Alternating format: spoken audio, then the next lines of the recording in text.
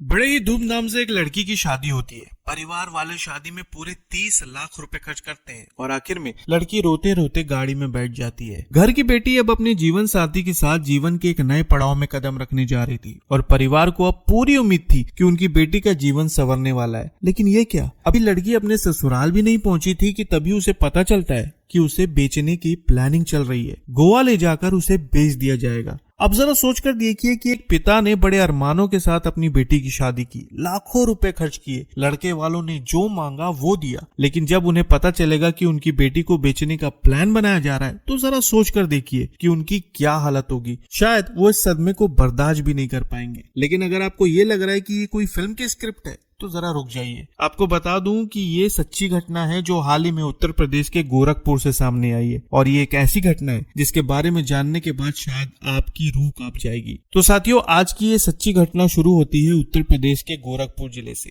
Media खबरों की माने तो यहाँ के कैंट थाना क्षेत्र के मोदीपुर इलाके का रहने वाला एक परिवार एक लंबे अरसे से घर की छोटी बेटी के लिए एक अच्छे रिश्ते की तलाश कर रहा था और लड़की के पिता बस यही चाहते थे कि किसी भी तरह से बेटी की शादी बड़े धूमधाम से हो जाए। एक ऐसा लड़का मिल जाए जिसके पास अच्छी खासी नौकरी हो, घर हो, एक हंसता खेलता परिवार हो। और देखा जाए तो हर एक पिता की यही ख्वाहिश होती है कि शादी के बाद उनकी बेटी सुरक्षित हाथों में रहे। अब इसी तरह इस परिवार की तलाश जारी रही, जिसके बाद उन्होंने एक व्हाट्सएप ग्रुप को ज्वाइन किया। आपने देखा होगा कि ऐसे बहुत सारे सामाजिक मैट्रिमोनियल वाले व्हाट्सएप ग्रुप होते हैं जहां पर लोग अपने समाज से जुड़े लोगों की प्रोफाइल अपलोड करते हैं ताकि उनके समाज के लोगों को पता चल सके कि फला लड़के या लड़की के लिए एक अच्छे रिश्ते की तलाश हो रही है। अब ठीक इसी तरह ये परिवार भी एक व्हाट्सएप ग्रुप को ज्वाइन करता है। अब ग्रुप ज्वाइन करने के बाद आए दिन इनके पास एक से एक लड़कों की प्रोफाइल आती रहती है, लेकिन फिर इसी बीच इनके पास उस व्हाट्सएप ग्रुप में एक ऐसे लड़के की प्रोफाइल आती है जिसे देखकर परिवार वाले बेहद ज्यादा खुश हो जाते हैं। प्रोफाइल में लिखा था कि लड़के का नाम प्रीतम कुमार निषाद है और सबसे बड़ी बात यह थी कि लड़का एक आईएएस अधिकारी था जिसकी पोस्टिंग फिलहाल माणिकपुर में थी। अब जरा सोचकर देखिए कि ऐसा रिश्ता किसे पसंद नहीं आएगा। शायद ही कोई होगा जो ऐसे रिश्ते को हाथ से जाने देगा। और यहाँ भी वही हुआ। परिवार वालों ने जब उस लड़के की प्रोफाइल देखी तो उन्होंने सोचा कि लड़का बहुत अच्छा है, एक आईएएस अधिकारी है, तो क्यों ना बात आगे बढ़ाई जाए। बस फिर क्या था, बात आगे बढ़ी। दोनों परिवारों के बीच बातचीत शुरू हुई, फिर मिलने जुलने का सिलसिला शुरू हो गया। अब इन मुलाकातों के दौरान लड़के ने लड़की वालों को कुछ ऐसे वीडियो दिखाए जिसमें वो आईएएस का इंटरव्यू दे रहा था। फिर इसके बाद उसने कुछ तस्वीरें दिखाई।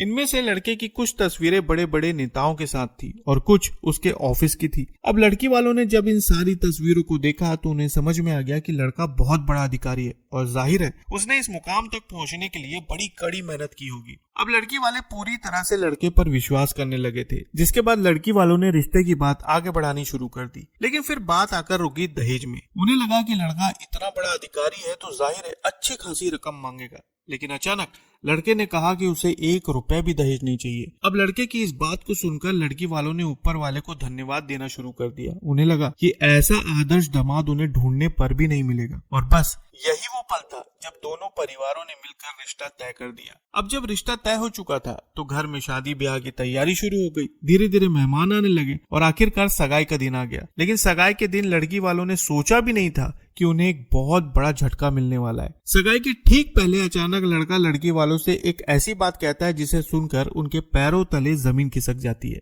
लड़का शादी के खर्च के नाम पर लड़की वालों से 15 लाख रुपए की डिमांड करता है और ये बात सुनकर लड़की पक्ष के लोग बुरी तरह से चौंक जाते हैं, क्योंकि शादी तय करने से पहले दहेज की कोई बात नहीं हुई थी। लेकिन अब लड़की पक्ष के लोग ऐसी स्थिति में फंस चुके थे जहां से निकलना इतना आसान नहीं था। एक तरफ बेटी का रिश्ता था और दूसरी तरफ परिवार की इज्जत। इसके अलावा सबसे बड़ी बात यह थी कि लड़की वाले ऐसे रिश्ते को हाथ से जाने नहीं देना चाहते थे और इसी वजह से उन्होंने लड़के की बात मान ली। सगाई के दिन बाकायदा 10 लाख रुपए नगद दिए गए और तिलक के बाद बाकी के 5 लाख रुपए दे दिए गए। लेकिन 15 लाख देने के बाद भी बात यहीं खत्म नहीं हुई। लड़के ने कहा कि उसकी पोस्टिंग अक्सर बाहर रहती है और इसी वजह से अब जो घर का बाकी सामान है वो आप बाद में दे दीजिएगा। अब जरा सोच कर देखिए कि जो लड़का दहेज के नाम पर पहले मुंह बना रहा था, मुंह सिकोड़ रहा था, अब वही बेशर्म होकर सब कुछ मांग रहा है। लेकिन अब शादी तय हो चुकी थी, पैसे दिए जा चुके थे और आखिरकार वो दिन आ गया जब घर की बेटी एक नए जीवन की शुरुआत करने वाली थी। 11 मार्च 2026 को नंदा नगर के एक मैरिज लॉन में शादी का इंतजाम किया गया। वहीं बारातियों के ठहरने के लिए मोदीपुर के एक होटल में पूरा इंतजाम किया गया और इतने सारे इंतजाम करने की वजह से लड़की के पिता ने अब तक 30 लाख रुपए खर्च कर दिए थे। देखा जाए तो हर चीज परफेक्ट लग रही थी और हर कोई इस रिश्ते से बेहद ज्यादा खुश था, लेकिन किसी को अंदाजा भी नहीं था कि उनकी ये खुशियां सिर्फ चंद घंटों की है। अब होता यह है कि शादी बड़े ही धूमधाम से संपन्न होती है और फिर 12 मार्च को विदाई का मुहूर्त आ जाता है। बड़े ही भारी मन के साथ एक पिता अपनी बेटी को विदा करता है और अब बेटी अपने जीवन साथी के साथ जीवन के एक नए पड़ाव में कदम रखने वाली थी। कुछ समय बाद बेटी अपने ससुराल चली जाती है और अब धीरे धीरे घर से मेहमान जाने लगते हैं। लेकिन अभी लड़की को विदा किए हुए कुछ घंटे भी नहीं हुए थे कि तभी अचानक लड़की वालों के पास एक ऐसा फोन आता है जिसे सुनकर उनकी हालत खराब हो जाती है। फोन असल में लड़की ने अपने परिवार वालों को किया था और जैसे ही लड़की का फोन आता है परिवार के लोग तुरंत इटावा के लिए निकल जाते हैं। कुछ ही देर में लड़की का परिवार इटावा पहुंचता है और फिर जो सच्चाई सामने आती है उसके बारे में जानने के बाद उनके होश उड़ जाते हैं। लड़की वाले अब तक जिसे एक आईएएस अधिकारी समझ रहे थे वो एक छोटे से किराए के कमरे में रहता था। ना वहाँ कोई सरकारी सुविधा थी और ना ही अधिकारी जैसा कोई माहौल। यहाँ पर पूरा का पूरा मामला ही उल्टा था। लेकिन अब होता यह है कि जैसे ही आरोपी लड़की के परिवार वालों को देखता है वो अपनी बहन के साथ तुरंत मौके से फरार हो जाता है और परिवार के लिए ये किसी बड़े झटके से कम नहीं था। फिर लड़की के परिवार वाले तुरंत उस घर में दाखिल होते हैं जहां उन्हें उनकी बेटी मिल जाती है। लेकिन जब लड़की से पूछा जाता है कि क्या हुआ था, तुमने फोन क्यों किया, तब वो बताती है कि शादी में एक व्यक्ति शामिल हुआ था जिसने बाद में उसे बताया कि लड़का कोई आईएएस अधिकारी नहीं है बल्कि एक बहुत बड़ा ठग है। इसके अलावा विदाई के बाद लड़का गाड़ी में रास्ते भर लड़की के साथ छेड़खानी कर रहा था और फोन पर किसी से बात कर रहा था जिसमें लड़की को गोवा में बेचने की प्लानिंग चल रही थी। इस मामले में लड़की के परिवार वालों का यह आरोप है कि उनके साथ ठगी हुई है और ये किसी अकेले व्यक्ति का काम नहीं है बल्कि हो सकता है कि इसके पीछे एक बहुत बड़ा गिरोह हो, एक ऐसा नेटवर्क हो जो लड़कियों को निशाना बनाता है और फिर परिवार वालों से सारे रुपए पैसे ऐंठ लेता है। वहीं इस मामले में जब वहां के स्थानीय लोगों से पूछताछ की गई तो ये बात सामने आई कि लड़का पहले भी कई शादियां कर चुका था और हर बार वो फर्जी पहचान का सहारा लेता था। अब होता यह है कि जैसे ही परिवार वालों के सामने ये सच्चाई आती है परिवार के सभी लोग गोरखपुर के कैंट थाने में मामला दर्ज करवाते हैं।